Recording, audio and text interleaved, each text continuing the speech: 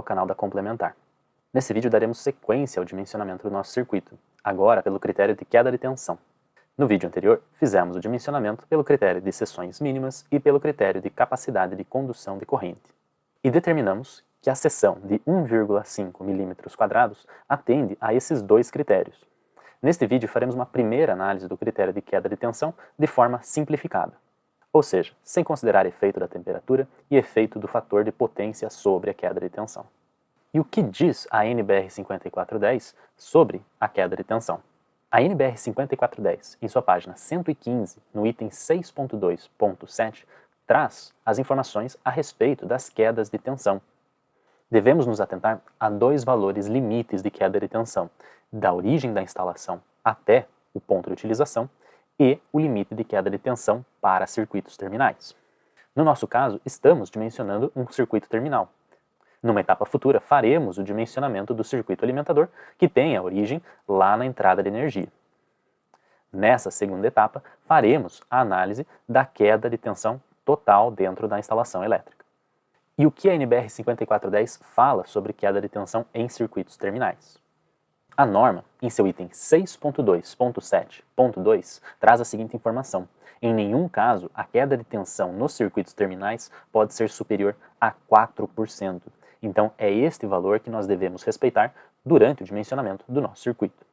E como nós fazemos o cálculo da queda de tensão percentual? Eu preciso, primeiramente, conhecer a queda de tensão em volts e dividi-la pela tensão nominal do circuito, que neste caso é igual a 127 volts. A queda de tensão em volts, por sua vez, de forma simplificada, nada mais é do que o produto da resistência elétrica do circuito pela corrente de projeto. A corrente de projeto, nós já conhecemos o seu valor, sendo igual a 5,93 amperes. É a mesma corrente que nós calculamos lá no critério de capacidade de condução de corrente. Nos falta conhecer, então, a resistência elétrica. E como que nós fazemos o cálculo da resistência elétrica? A resistência elétrica é dada pelo produto da resistividade elétrica do material condutor vezes o comprimento do circuito divididos pela seção transversal do condutor, a sua seção nominal, tudo isso multiplicado por um fator que será especificado se o esquema de condutores vivos for monofásico, bifásico ou trifásico. Se o esquema de condutores é mono ou bifásico, este fator é igual a 2. Se o esquema de condutores é trifásico, este fator é igual a raiz quadrada de 3. Vamos utilizar o Excel para nos auxiliar nos cálculos. Nós precisamos conhecer quais informações? A resistividade, o comprimento do circuito, o fator e a seção nominal do condutor. A resistividade elétrica do cobre na temperatura de 20 graus Celsius é igual a 0,0172 ohms milímetro² por metro. Como nós falamos, primeiramente vamos fazer o cálculo da queda de tensão de forma simplificada, sem considerar os efeitos da temperatura e do fator de potência. Logo, vamos considerar a resistividade a 20 graus Celsius, ou seja, 0,0172. O comprimento nós ainda não conhecemos. O fator, por se tratar de um esquema de condutores vivos monofásico, este fator vai ser igual a 2. E a seção será igual à seção do condutor dimensionada até aqui, no nosso caso, 1,5 mm². A única informação que nos falta é o comprimento deste circuito. Para isso, eu vou precisar recorrer à planta baixa do meu projeto. O comprimento será igual à distância física entre o quadro de distribuição e as cargas pertencentes ao circuito em dimensionamento. No nosso caso, as cargas estão distribuídas. Nós temos pontos de iluminação na suíte, nos banheiros, na circulação, na cozinha, nós temos as arandelas. Qual desses pontos nós devemos utilizar? A queda de tensão real seria calculada se nós fizéssemos o cálculo para cada um desses pontos, ou seja, eu teria que calcular a queda de tensão para a suíte, para os banheiros, para as arandelas, para a cozinha e para a circulação. Veja que nesse caso eu teria que fazer 8 cálculos de queda de tensão. 1, 2, 3, 4, 5 pontos no teto e mais 3 arandelas. Outra opção que o projetista tem é considerar que essa carga distribuída, na verdade, está concentrada, ou seja, todas as suas potências estão somadas em um único ponto. E que ponto é esse? Para que o nosso dimensionamento fique a favor da segurança, sempre vamos considerar o pior caso, ou seja, o ponto mais distante do nosso circuito. E como que o projetista vai determinar qual ponto é esse? Fazendo medições no seu projeto. Uma forma de fazer isso, no AutoCAD, é utilizar o comando dist, de distância. Apenas olhando para o projeto, podemos verificar que os pontos de iluminação nos banheiros estão bem próximos ao quadro de distribuição. Logo, não serão eles os pontos mais distantes ao quadro.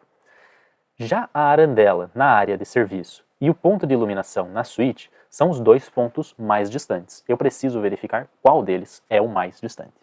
Vou usar o comando dist para calcular a distância entre o quadro de distribuição e a arandela na área de serviço. Uso o comando dist e vou traçando linhas retas até o ponto em questão. Aqui eu tenho 3,25 metros, então você deve se atentar às unidades que estão sendo utilizadas no seu projeto. Aqui no caso estamos trabalhando em centímetros, então 325 centímetros, 3,25 metros. Deste ponto até a iluminação da cozinha, nós temos mais 3,5 metros, então 3,5 metros com 3,25 vou ficar com 6,3 metros. Até o interruptor eu tenho mais 1 metro, então 7,40 metros, eu tenho 1,10 metro. Até o interruptor eu tenho mais 1,60 metro, totalizando 9 metros. Mais 30 centímetros até a arandela. Então a distância total que nós temos aqui é 9,3 metros. Nesse primeiro momento, não levaremos em consideração as subidas e as descidas, pois estamos apenas comparando as distâncias entre o circuito da área de serviço e o circuito da suíte. Vamos calcular a distância agora para o circuito que vai para a suíte. Para a suíte, nós vamos ter 2 metros até o primeiro quarto, mais 3,10 metros aproximadamente, então 5,10 metros, mais 4,30 metros, ou seja, 9,40, mais 1,60 metro até o interruptor, totalizando 11 metros. Então, a distância até o circuito de iluminação da suíte é maior do que a distância até o circuito da área de serviço. E é essa distância de 11 metros que nós vamos considerar no nosso cálculo. Agora, nós podemos, então, incluir as subidas e as descidas. O nosso quadro de distribuição estará instalado na parede e o eletroduto sai do quadro de distribuição, tem que subir até a laje, e da laje, quando ele chegar no interruptor do circuito 1, ele tem que descer até o ponto em que o interruptor estará instalado na parede. Quais alturas são essas? Eu vou utilizar como referência a NBR 9050, a norma brasileira de acessibilidade, que passa algumas alturas de referência, tanto para o interruptor como para o quadro de luz. No caso, o quadro de luz ele deve estar instalado a 80 centímetros ou 1,20 m do piso acabado. Já os interruptores vão estar a 60 centímetros ou 1 metro do piso acabado. Eu vou considerar que o quadro de distribuição está instalado a 1,20 m e que o interruptor está instalado a 1 metro do piso acabado. Conhecendo as alturas de instalação, eu preciso agora também conhecer qual é o pé direito dessa edificação, ou seja, o quanto o eletroduto terá que subir até encontrar a laje. Em uma vista de corte, utilizando o comando dist, nós podemos verificar qual é a altura do pé direito. Até a laje, nós temos 2,90 metros. Como o quadro de distribuição está a 1,20 m, o nosso eletroduto terá que subir 2,90 metros menos 1,20, 1,70 m.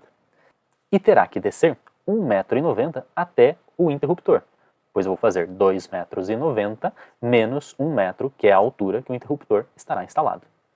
Então, eu tinha 11 metros de comprimento do meu circuito, mais 1,70 m da subida do quadro de distribuição até a laje, mais 1,90 m para descer até o interruptor.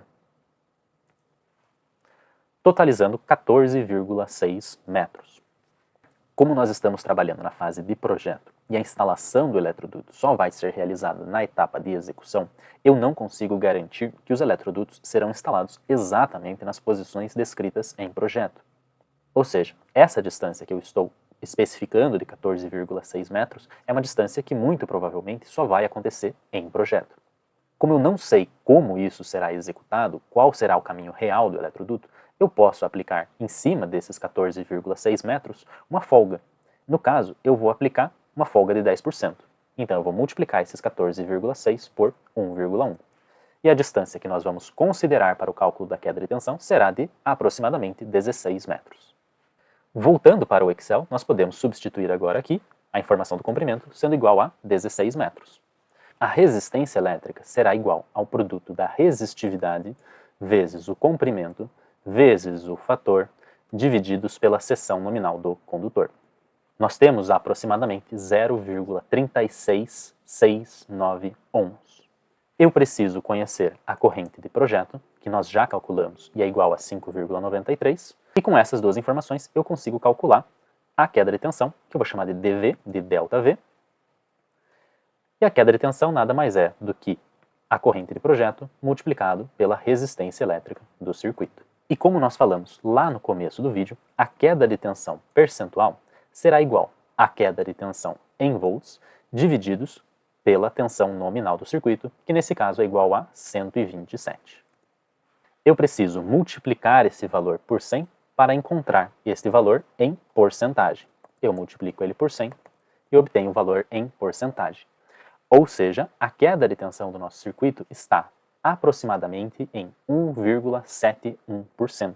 Como nós vimos, o limite estabelecido pela NBR 5410 é de 4% para circuitos terminais, ou seja, a seção nominal de 1,5 mm² também atende à queda de tensão. Lembrando que aqui nós não consideramos algumas correções na queda de tensão, como o efeito da temperatura e o fator de potência, ou seja, essa queda de tensão ela é calculada de forma simplificada. Nos próximos vídeos, nós vamos ver o efeito da temperatura e do fator de potência sobre a queda de tensão.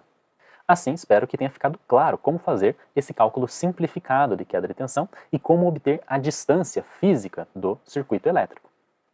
Se você se interessa por conteúdos de engenharia como esse, siga-nos no Instagram, no @complementaroficial. E para facilitar, elaboramos uma planilha que realiza o dimensionamento completo e disponibilizamos ela no nosso curso de dimensionamento. E o link está na descrição desse vídeo. Até o próximo vídeo.